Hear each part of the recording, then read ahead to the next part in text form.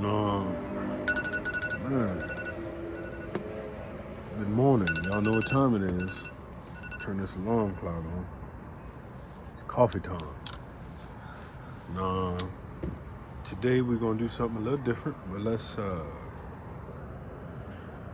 we got our grinds. I already grind these up.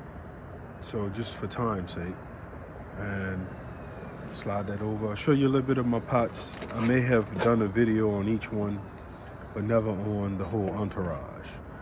So we have our Bellete mocha pot. And this is not espresso, but it's pretty close. We have our Bodum French press. And this is like a $60 pot right here. But it's a French press. And I bought that one from the thrift for $5. How you like that? But I do have another one that I bought brand new. I have this Fancy Pants vintage drip pot that I bought. And I bought this from the thrift too. But this is actually one of my favorite pots. And this is also a drip pot. And I enjoy, drip pots are so amazing. You get a really good cup of coffee. And then last but not least, I have another French press. This is a Stanley. I think this is a $60 pot too. And but I really like it. It's a real good one. I think today, for this session of our fix, we're gonna use the king, the Bowden. So let's make this coffee. But in order to have coffee, we need hot water. So I'm gonna turn on the stove. Oh, I can hear the guys coming. All right. Now we rolling, huh? So the brew that we're gonna have is the last bit of Yanaka coffee, and this was from Japan. And when Sous Chef went on her little world Asian tour, she brought me some coffee back, and I love her for that. I told her, if you go out there to Asia and you don't come back with a kimono, a samurai sword, or some coffee, don't come home. So she took the cheap route. How you like that? All right, so how this grinder work, I got this from the thrift for a few dollars, not much. I ain't lying, it was $12. It's not much, but I thought it was overpriced, honestly. The thrift store, for some reason, if it's cast iron, they want an arm and a leg for it, and that's just so not cool. But anyway, that's a different video for a different day. It looked like old Perky trying to do something, huh? But anyway, let's get our grinds out. How this works, you put your grinds in the hatch right here, and then you just turn the crank until they grind up. You could tighten down this wing nut right here, and that'll give you a different grind as far as how coarse it is or not coarse. So now we're gonna use our magazine from the Rouse. We're gonna pour our grinds ever so gently on that magazine. And the reason I put parchment paper down in my grinder box is for this very reason.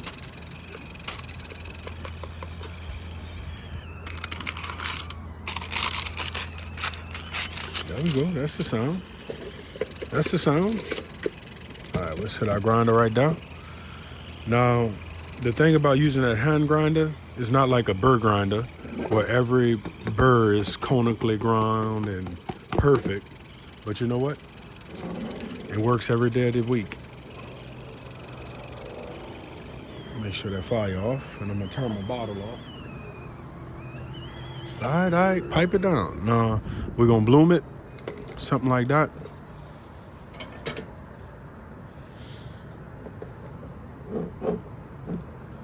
I could have added a little bit more water, but I got a camera in my face, you know?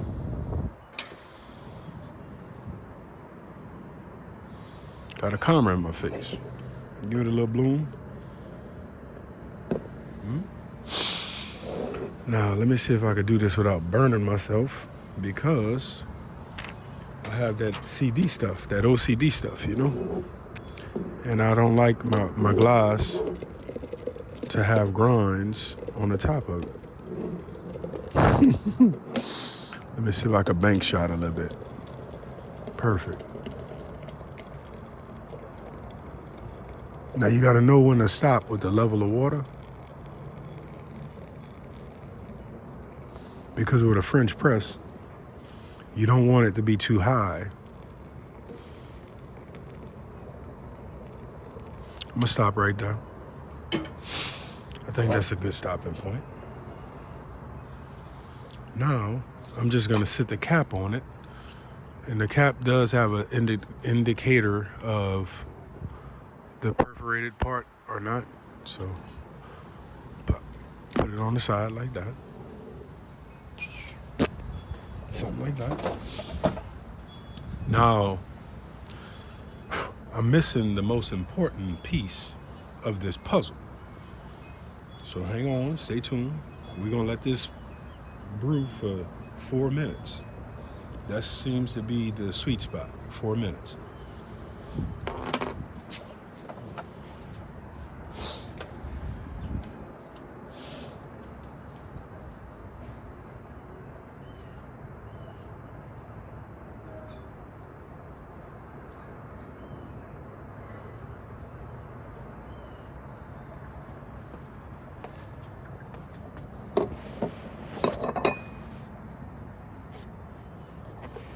Now you always heat your cup up with some hot water, and that'll keep your coffee hot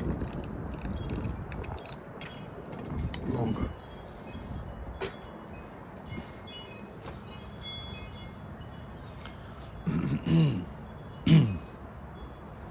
Now, when I was talking about coffee and cups and devices, apparatuses to brew it, as you could tell, a lot of my coffee ware is manual labor.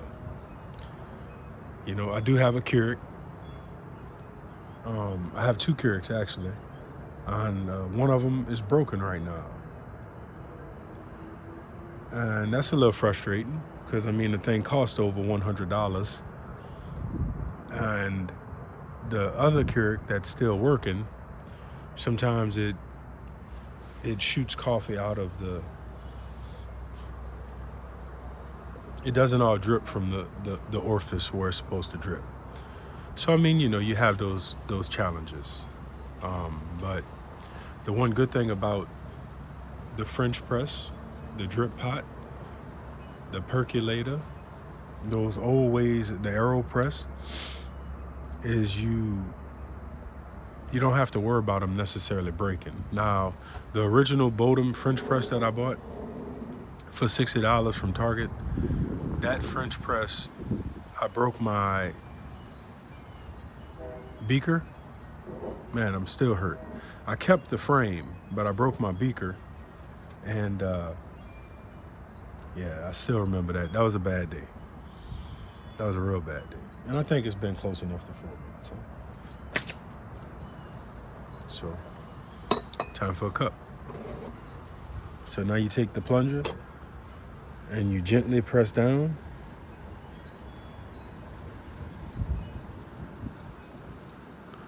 Something like that.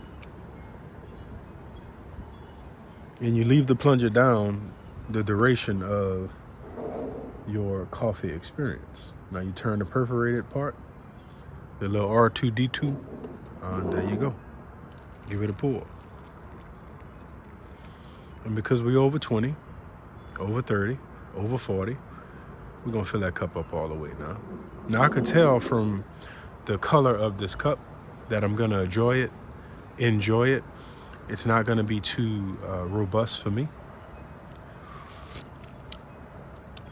I wish you could taste that, man. I wish you could taste that.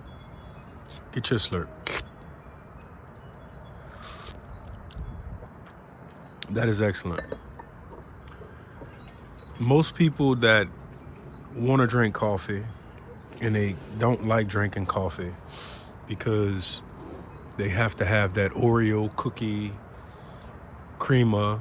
They have to have that dulce de leche creamer. They have to have that fancy tres leche creamer, the strawberry, the banana, the vanilla, the cocoa nut creamer. All of those flavored creamers, they fine, but you're not drinking coffee. So try to drink a cup black. And what that's gonna do for you is you'll actually taste the flavor of the coffee berry. It's excellent.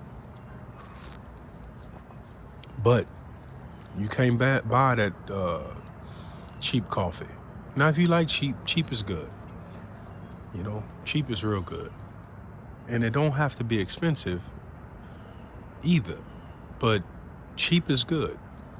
Now, you could experiment with cheap coffee. If you want to improve the flavor of your cheap coffee, do a cold brew. Look up on the internet how to do cold brew coffee, and you could buy the cheapest coffee on earth, and you could brew it cold, and it'll make it taste a million times better. A million times better. Now, I have my smart friend. He said that all of this stuff right here, all the coffee oils that the French press is the drip pot is known for giving you, all of those great coffee oils, they could clog your arteries. Well, I'm from Louisiana, and you ain't got to worry about no coffee, French press style or drip pot style clogging my arteries. With all the fried shrimp, the fried fish, the fried oysters, the fried this, the fried that, man, you ain't got to worry about no coffee oil. If my arteries clogged, guess what? I had a good life clogging them. And I'll do like everybody do when they hit 60. I'll go get cleaned out and get back to my business of clogging them suckers back up. Now that's just a harsh reality of living in a top 5 food city in the world. But when you think about, you know, your health, I mean, it's good to take it serious. It is. Don't become a fanatic. Man, that coffee is good and hot too.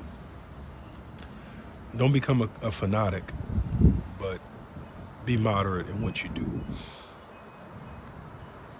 But some stuff you will not change either. So you got to be realistic. But don't be realistic to the point where you give up and say, well, nothing matters, because that's a lie. You know, I was thinking about my city, and the Super Bowl just left. I am locked out of TikTok. So if you follow me on TikTok, pawsandplaynola, we locked out. When the phone broke, that was after the ban on TikTok. When TikTok was reinstated, you cannot download the app currently. So I'm locked out of TikTok. And I was a little bummed out about that because I actually just got on it, but I actually like TikTok. I really did. I liked it. And I'm locked out, but I don't know if I'm gonna go back to it when they let me get back in, you know. I gotta see how that go, but I'm an all or nothing kind of guy with some stuff, and I had so much of content during the Super Bowl that I really was like wanting to put on TikTok, but it just did not work. So that was the hand that was dealt, and I have to make the most of it and move on. But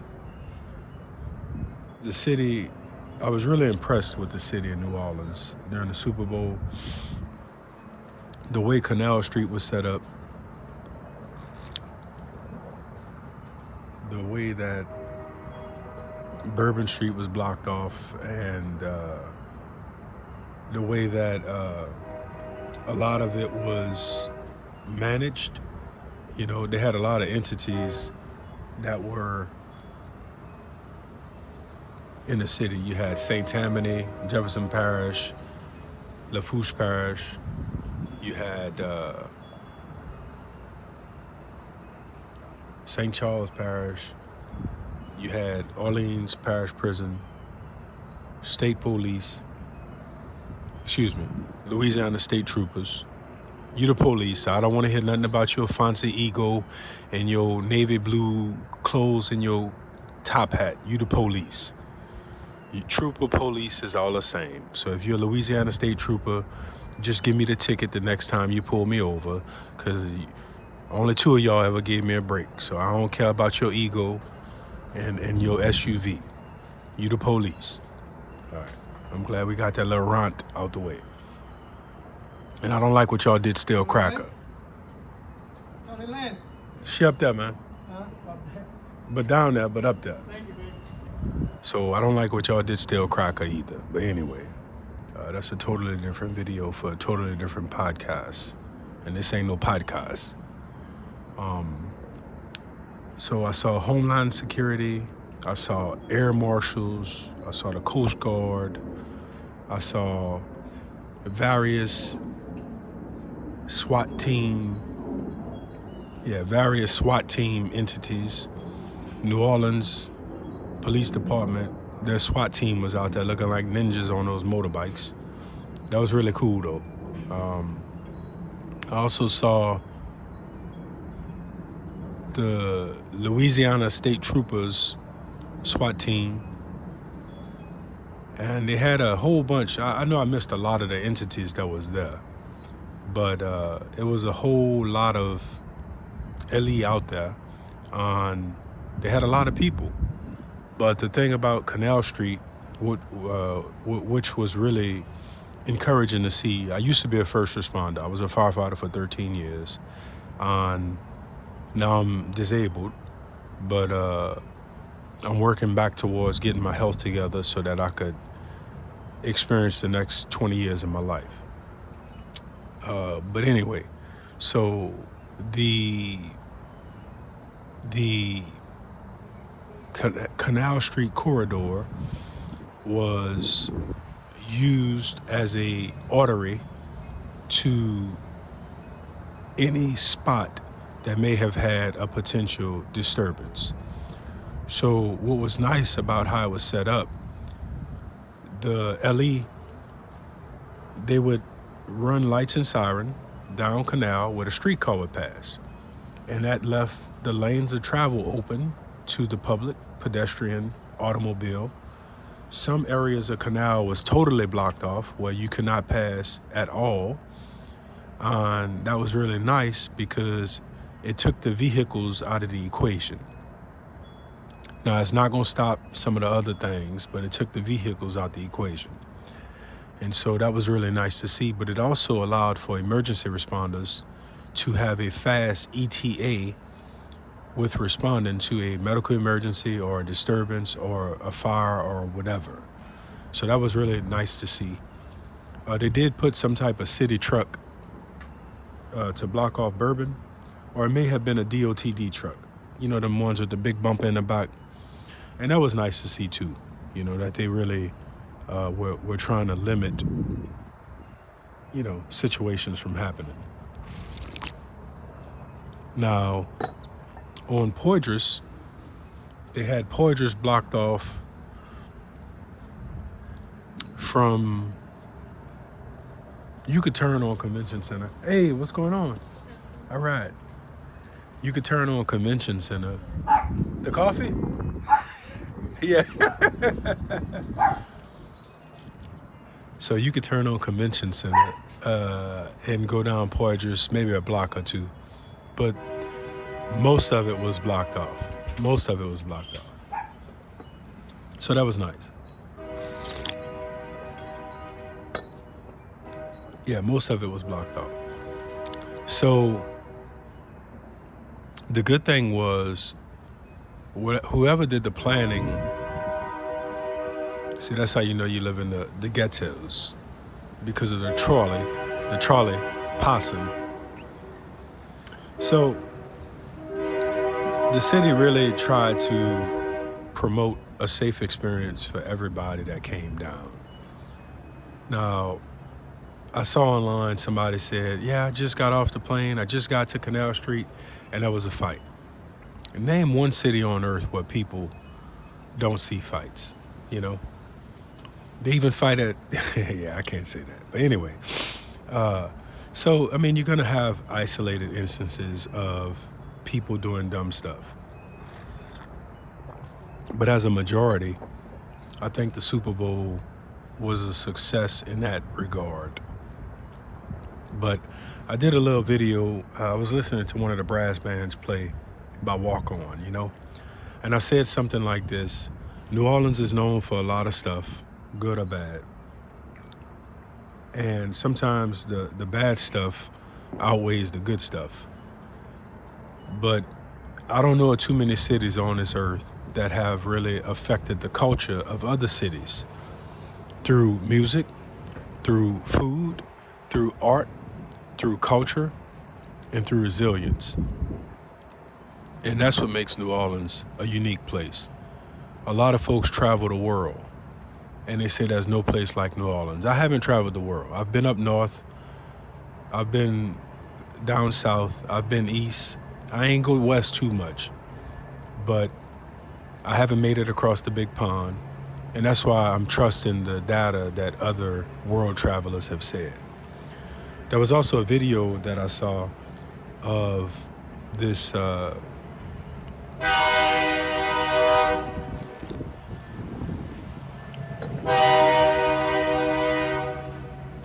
so the video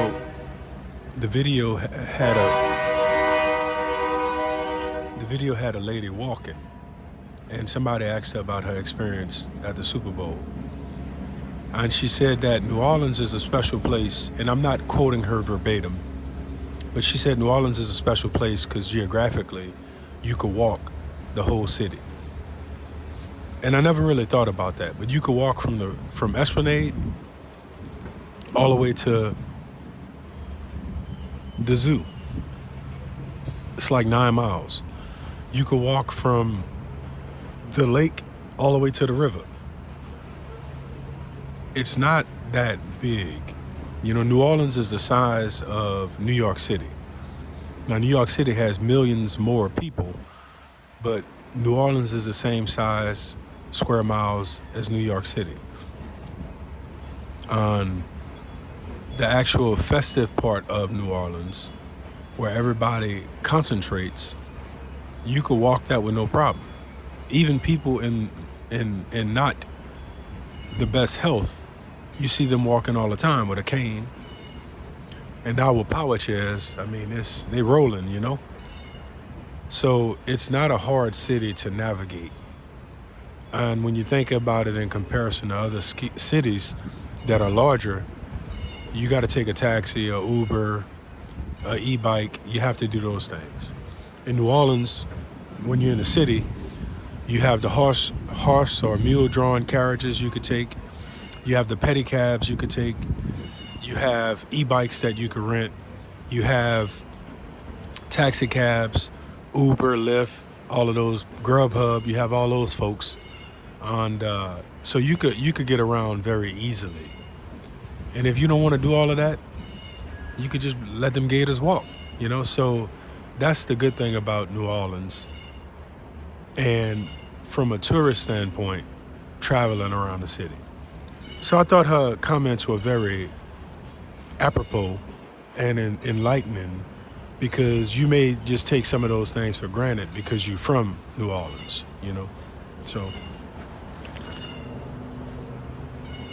I thought that was nice of her to say such a nice thing.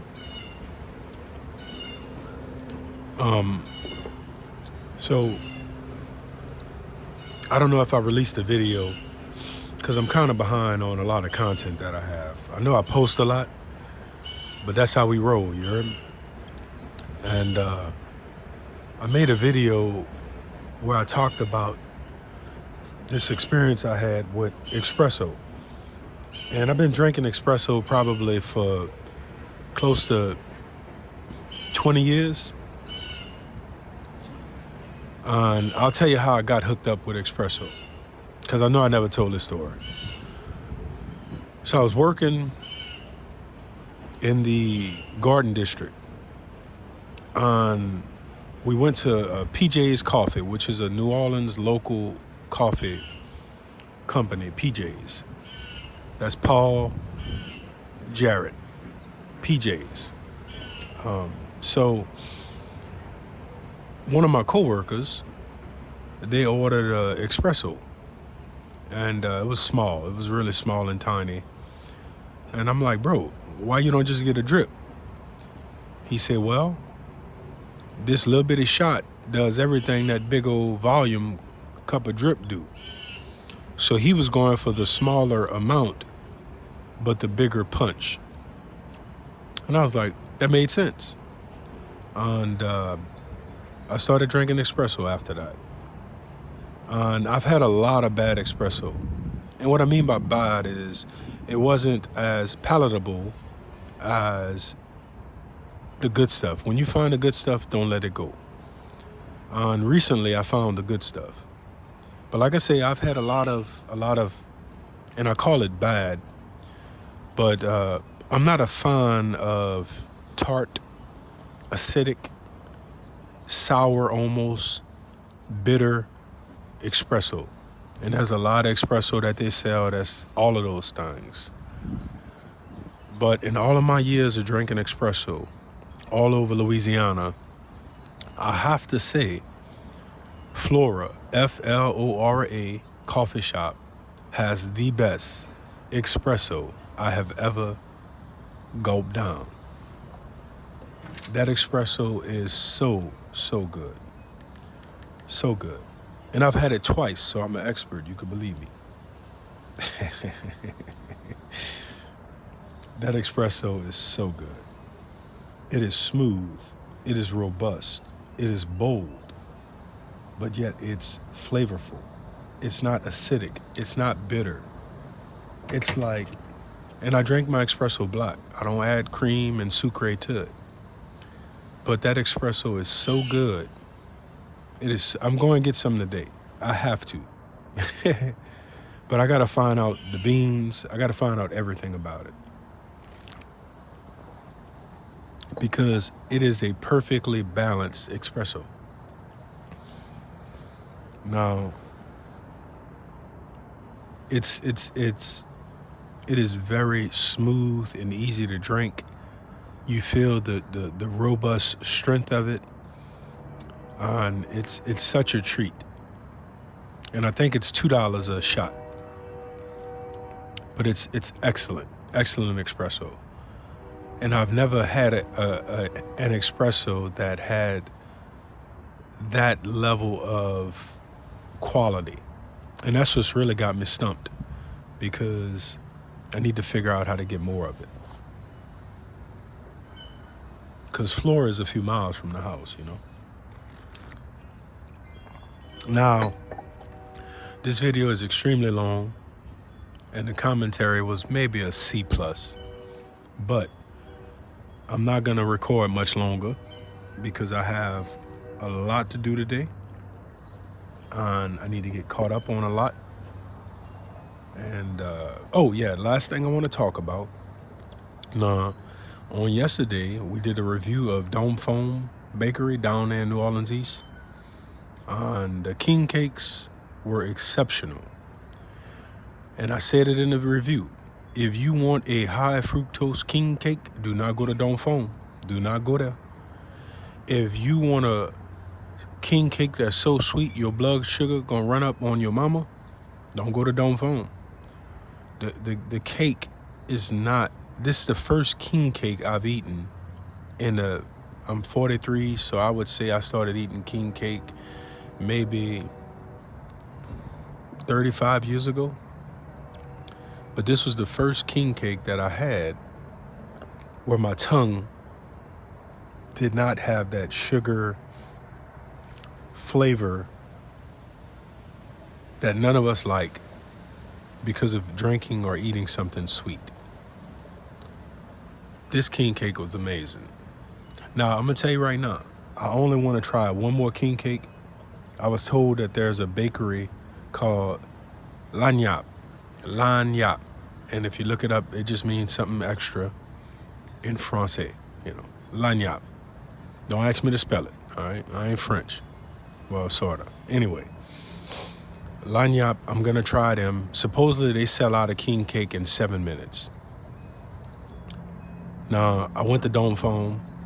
I woke up at 5. I left the house at 5:33. It took me 19 minutes to get there. I only ran one red light.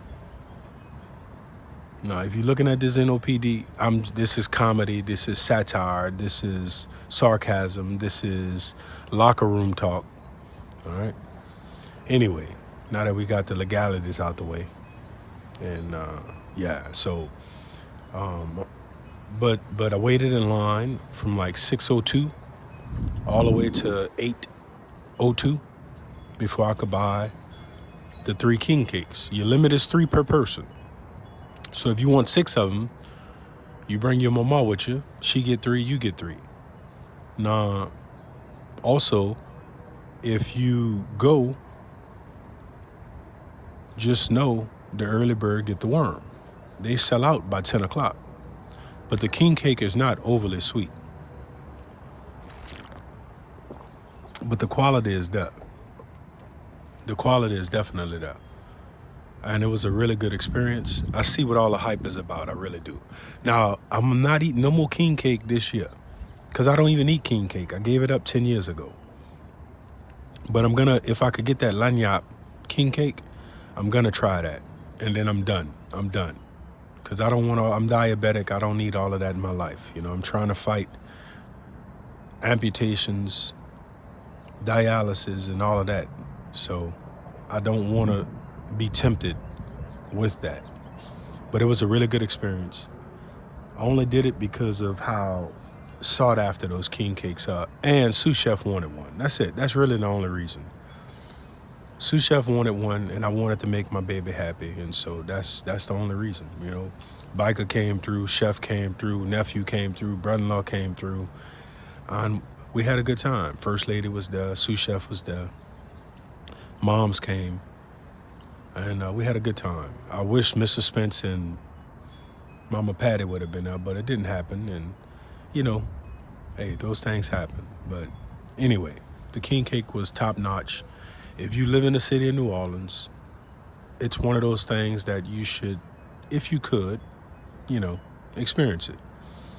Now, Dome Foam do online orders, but all of the online order spots are booked solid. You can't make an online order. You got to go there in person and act like they did in the 90s for Backstreet Boy tickets, Christina Aguilera tickets, and all those other concerts that y'all went to. Linus Morissette, Third Eye Blind, all those guys, right? So that's just how you got to get it. If you're going to go, be there at 6 o'clock in the morning. And I'm going to tell you what you do. Bring you a chair. Bring you a bucket. Bring you a stool. Bring you something to sit on. But nothing that's too heavy where you can't move it easily when a line moving up. Also, if you need to eat, make sure you bring your little snack. Because if you're waiting in that line for 2 hours, you might get hangry. And I want to say something about that. The early bird get the worm, in theory. You would be surprised when you look at a line of people, the closer you are to the front of the line, the more you're laughing, playing, having a good time. When you're at the back of the line, it is annoying as all get out. But blame yourself. Blame yourself. Because you had to do this, you had to do that, you had to do this, you had to do that. And that's why you're at the back of the line. So don't be annoyed because you're at the back of the line. Be thankful you're in the line. Be thankful that you finally got it in gear and you're at the end of the line. You made it. You know, those folks were so mad because they was at the end of the line and all they saw was heads in front of them. Heads. But the reason you saw those heads is because you wasn't the early bird. For whatever reason, you had to do your makeup, you had to do your hair, you had to put your mama on a bus, you know? Your daddy needed breakfast. Your car wouldn't start. Okay, but you finally made it after all of that challenge that you had. So just be thankful you're in line and that you might get one of these king cakes. Be thankful you're in line and you might be able to go and get the new pair of tennis shoes that they're releasing, or the new Pokemon card that they're releasing, or the new album that they're releasing. Just be thankful you're in line. You made it. And try to enjoy the moment of that adventure. Because all those people in that Dawn Foam line, they were going to get a king cake. It just wasn't going to be at the time they could have got the king cake. I knew if I was there first, second, third, by 8:05, I would have a king cake. I knew that. In fact, I was in line and I didn't even know how much the king cake cost. So it was only in line that I saw the prices. It was only from talking to the people in line and reading the little placards that I saw that you could only get 3. So if I wake up at 5 o'clock in the morning, I wait in line from 6:02 to 8:02, I'm not buying one king cake.